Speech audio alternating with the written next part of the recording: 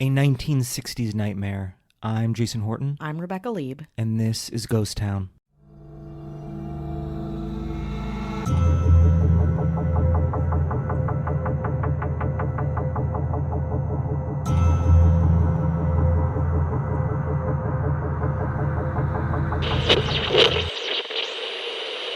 Jumi ai Royal Marcoi Malperes, Jumi esta Yuna, Belega, Juvidi zidas min?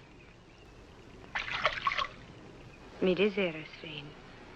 Kio casas alvareno, kio trincas troda vino, en la mesa de la taco. Incubus, a horror film released in 1966, has many distinctions. First, it made careers. It stars a pre-Star Trek William Shatner who gained notice in his surrealistic role, a role that may have gotten him into the room for his Star Trek audition. Also, it was shot by legendary cinematographer Conrad Hall, who went on to win 3 Academy Awards for his work on Butch Cassidy and the Sundance Kid, American Beauty, and Road to Perdition. Second, the film was performed entirely in the constructed language of Esperanto. If you want to know more about Esperanto, we have a whole episode on it from May 29th of 2020, an old mini-fail called The Esperanto Language, a link to which will be in the show notes. But I digress. The third and darkest distinction of this macabre, satanic horror film? Its curse, which reached beyond the cast itself and, according to fans and conspiracy theorists, encapsulated bankruptcy, death, and a possible Manson family connection. Let's talk about the 1966 cult classic Incubus and the series of events that led the public to believe in its heartbreaking, deadly curse. Incubus was conceived of by Leslie Stevens, whose science fiction series, The Outer Limits, you may have heard of it, gained a cult following.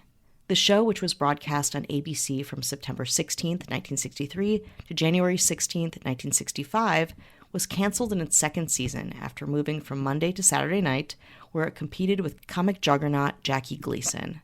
But Stevens loved his Outer Limits team and wrote a horror movie script to make use of their talents. But that wasn't quite enough for the TV director to get his film made. They needed a hook, something to make their film unique. So producer Anthony M. Taylor suggested they shoot the film not in English, but Esperanto.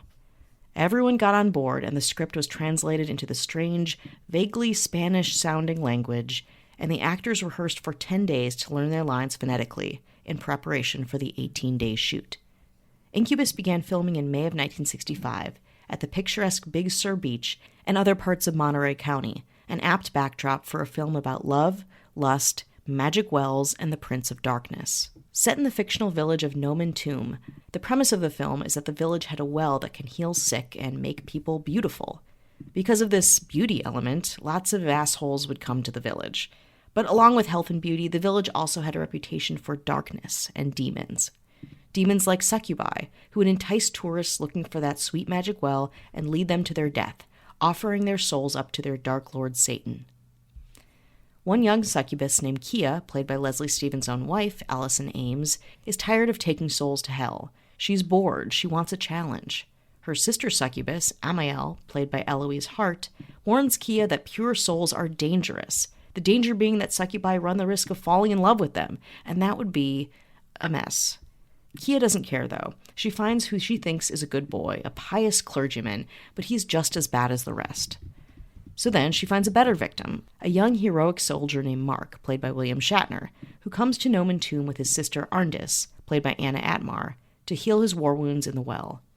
After a witchy eclipse, Arndis becomes blind from the moon, while Kia convinces Mark to accompany her into the sea. But a moment of seduction turns into something more, and Mark and Kia quickly become attracted to each other. Mark, thinking that this could actually be something, takes Kia to church to show her that an emotional relationship can be just as good as sex. But surprise, surprise, church is like poison to succubi, and she immediately leaves, repulsed. In an act of revenge for Mark daring to show her a Christian way out of her lifestyle, and injuring Kia's sister Amiel summons an incubus pal, played by Milos, in revenge. This man succubus attempts to kill Mark and succeeds in raping Arndis. Kia, who is now dying from her church exposure, goes back to the cathedral where Mark is still hanging out and admits her love for him. But unfortunately, she belongs to Satan, who comes at her in the form of a goat and wrestles her down as she professes that she, quote, belongs to the god of light. I don't want to spoil the film for you, but the ending is somewhat ambiguous anyway. Kia crawls towards Mark, who embraces her as the goat stares the two of them down ominously. Mere weeks after the film wraps, tragedy immediately strikes. Actor Ann Atmar, who played Shatner's sister, Arndis, shocked friends and family when she took her own life. Months after that, Serbian actor Milos, born Milos Milosevic, who played the succubi in the film, murdered his girlfriend Barbara Ann Thomason. Thomason was an actor and a beauty queen. She's got a kind of Marilyn Monroe look to her, and while her and Milos were publicly dating, it was complicated. More than being an actor, Thomason was known for being a celebrity wife, and was still technically married to Mickey Rooney, his fifth wife and mother to 4 of his children. On January 30th, 1966, Milos and Thomas were found dead in Mickey Rooney's Los Angeles house. According to police reports, Milos had shot Thomason with Rooney's chrome-plated .38 caliber revolver and then ended his own life. But some suspect Rooney was to blame, a violent revenge plot against his estranged wife, who was attempting to move on. Despite these heartbreaking incidents, on October 26, 1966, Incubus premiered at the San Francisco Film Festival. There, a group of 50 to 100 Esperanto enthusiasts, quote, screamed and laughed at the actor's poor pronunciation of the language. Not only that, the very public news of Milos and Thomason's death gave the film a scandalous reputation, and not in a good way, and Incubus was unable to find any distribution except in France, where it premiered to French audiences in November 1966. Not directly because of the film's lackluster rollout, but maybe it had an effect, director Leslie Stevens and actor Allison Ames divorced, and Stevens' production company Daystar went bankrupt. But the biggest scandal was to come. For now, let's take a break. Hi, hello, how are you? Hello. How are you doing? You doing okay out there? Oh, that's good. Are you bragging? Oh, you're bragging. Well, Hey? all all right. You know what? You know That's what? fine. Yeah. I think that's fine. Yeah, I'll good. say it. I'll say it. It's your day in the sun. Yeah, get out in the sun and make it the day that is yours. Get a tan. A perfect golden brown tan. Well, make sure to, sunscreen up. Be safe. You ruin everything. You ruin all no the fun. fun. No fun. But you're also like, drink a lot of alcohol while you're in the sun. Yeah, I am like Because it hydrates you. I mean, lots of things hydrate you. Yeah, cigarette. We're all water. Everything's water. Yeah, cigarette water, Ooh, yeah. alcohol water. Oh, tell me more. We want to say hello to anyone who's listening, spreading the good word about Ghost Town, supporting the show. We appreciate it. Mm-hmm. Thank you. About, I wouldn't say more than you know. It's probably as much as you know. Probably exactly as much as you know. Yeah. No more, no less. No, that's it. You got it. Yeah. You understand. Yeah. We don't have to say anything else about it, really. We want to say, yo, Oh. to our government. Where would we be without them? Nowhere. In this one, they set the SPFs of the sun. Got a real summer theme going on Yeah, here. I like it. Yeah, I like don't know. it. I'm manifesting. Not that You're manifesting summer, an I know. inevitable season. I just but it's probably my least favorite season. Oh, same. It's hot. Yeah, But okay, keep going. they're like, oh, we're doing a show like, oh, you have a 6-pack, but it's a little bit pale, and I'm like, oh god. This Barbie has a 6-pack. They're like, you look like you're about to turn 30, loser, and I'm Oh, just that's put my hard. shirt on, That's and then hard. I just get my Ferrari and drive away. Oh, that sucks. We want to say hello to the mayors. You can find this person catching a wave, getting a rip curl, hanging 10, This is the worst one you've done yet.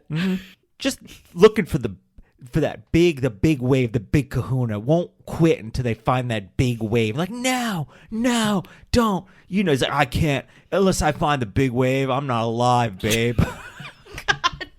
Damn. That would be Ashley Matson. I'm sorry. And with a metal detector in hand, looking for a big treasure on the beach. Big treasure. Not looking for some old boot.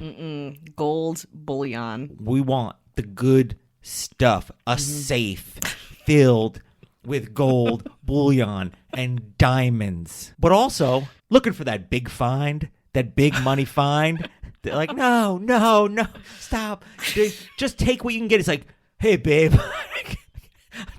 To like get that big find. I'm not going to stop metal detecting. That'd be Cat Joselle. I'm sorry. And looking to pave over that whole beach because it doesn't produce enough money. Wants to put a strip mall and hotel and casino and more hotel and casino land developer Baron. And everyone's like, please, you need to put up enough hotels and casinos. And he wiped out all the mom and pop stores, Wimbledon End. Listen, babe, I won't stop until I have the biggest casino and hotel. That'd be Charlie Gilbert. I'm sorry. And our governor, who doesn't want to find or make anything. And why would they when they're just sitting up in Cloud City? Not the one from Empire Strikes Back, just a different Cloud City. I don't want to get sued by No. There's a lot. No, It's different. they're like, oh, there's more than one Cloud City in this one. That's right. Just sitting up, looking down, going, ha ha ha ha ha ha. Hotels, metal detectors, the perfect wave. Those are all nice. I don't know. Try being omnipotent. Is that the right word? That's right. Okay. Right. I was thinking about it as I was saying it. I was like, you're going to say this wrong because you dropped out of college so many times. No, you That got would it. be our governor, all knowing. And I based that a lot on her Instagram stories, wondering what this person does, how they do it, why they're so interesting, and why I want details of why all this is happening. I put up a story and it's like, oh, okay, you're lost and alone in the world. Like, you just want people to think you're alive. And it looks like a very boring thing. But this their governor is just living it and breathing it. In Cloud City or not Cloud City, that would be Avian Noble, bro. Nice. 10. If you want early access, no chit chat, bonus episodes, just put one up. You want to binge, baby. Got a lot of bonies in there. Oh, Check so them out. many. 7 days free. You Not can just bad. listen and then just be like, you know what? I'm good. And you can bail. Yeah, shut it down. We don't care. No. What do we care? We like it. Get what you can. Get what you can from Patreon. I agree. Squeeze them dry. Absolutely. Bring them down or Yep. support us. Either one. Yeah. Big Patreon. Yeah. Who knows? How do you feel about that? It's patreon.com/ghosttownpod.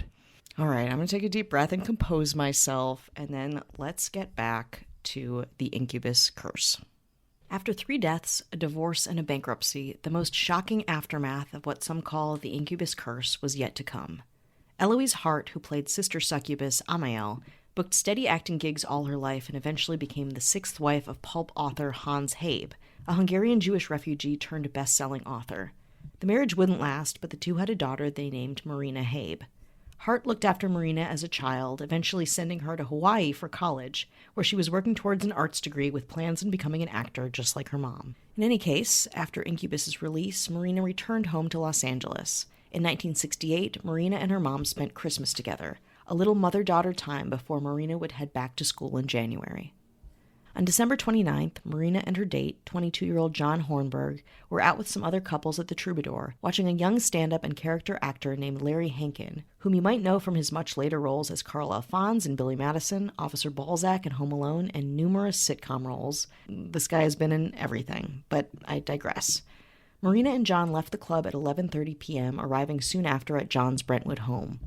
The two, let's just say, spent some time in Marina's expensive sports car outside the house for a couple of hours, and at 3:15 a.m., Marina changed out of her date outfit and into a white turtleneck sweater, a fur trim coat, and brown capris.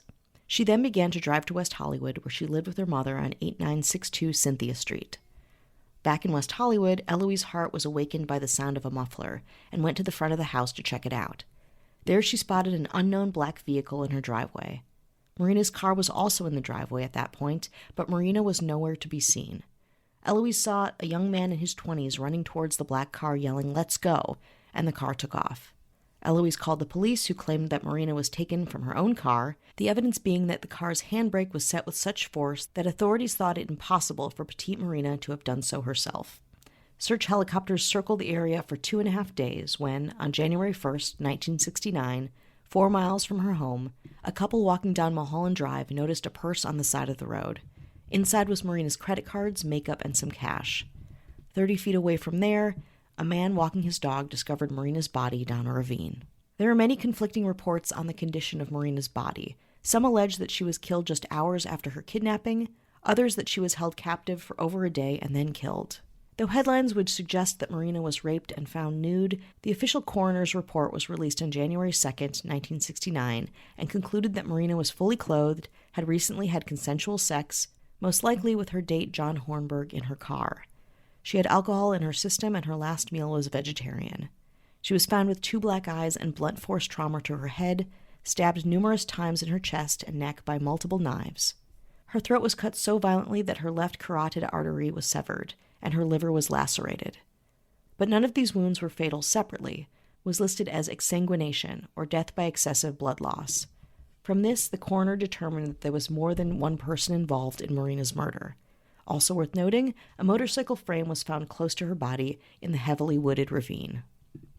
Despite 6 detectives and 20 deputies on the homicide case, no suspects were released to the media and Marina Habe's homicide was never solved. But a certain theory has emerged over the years, a theory involving the Manson family. While pretty much every late 1960s unsolved California murder is blamed on the Mansons, or touches on them in some way, Marina Habe was said to have been friendly with some of the Manson family members, like Bobby Beausoleil and Tex Watson. And then there's the motorcycle frame close to Marina's body. At the time, the Manson family ran an illegal car and motorcycle chop shop in the desert, next to Spahn Ranch, making small money by bringing in stolen auto parts. In fact, their 16-year-old supplier, Mark Glenn Waltz, was eventually found shot to death and dumped into Panga Canyon near Mulholland Drive. But some close to Marina at the time say that this is pretty bogus, that Marina was, quote, too square, a privileged celebrity's kid, and also she was in Hawaii most of her teenage years. But, as the Lost Girls blog notes, Angela Lansbury's daughter Deidre joined the Manson family in the 1960s, despite also being a very wealthy and well-connected Nepo baby. So a connection with the Manson family might seem possible, at least it does to me. Charles Manson was in fact interviewed about Marina's death, but he had an alibi. He was at a New Year's Eve party thrown by John and Michelle Phillips of the Mamas and the Papas. Of course, this is Manson, so who knows? Poor Eloise was never able to recover from the murder of her only child, and spent years guiltily obsessing over it. She died at 99 years old in 2017. But let's, for a moment, leave the heartache and loss of Marina Habe's murder and touch back on the film Incubus itself. Strangely, during the late 60s to the year 2000, the film had, for all extensive purposes, disappeared. The original print of the film had been inexplicably burned in a fire, and all copies were reported damaged, destroyed, or lost. Until the new millennium, when a copy of the film mysteriously turns up in France. The Sci-Fi Channel funded the film's restoration efforts, and Incubus was released as a special edition DVD in 2001 that included subtitles in English and French. Despite its resurgence, critics were still not impressed, calling the film, quote, a dud, so pretentious and arty that it nearly drowns in dull, studied technique, and, quote, a noble attempt at bargain basement surrealism. Whatever your thoughts are on this film, nobody can argue that Incubus affected many people, some more permanently and profoundly than others.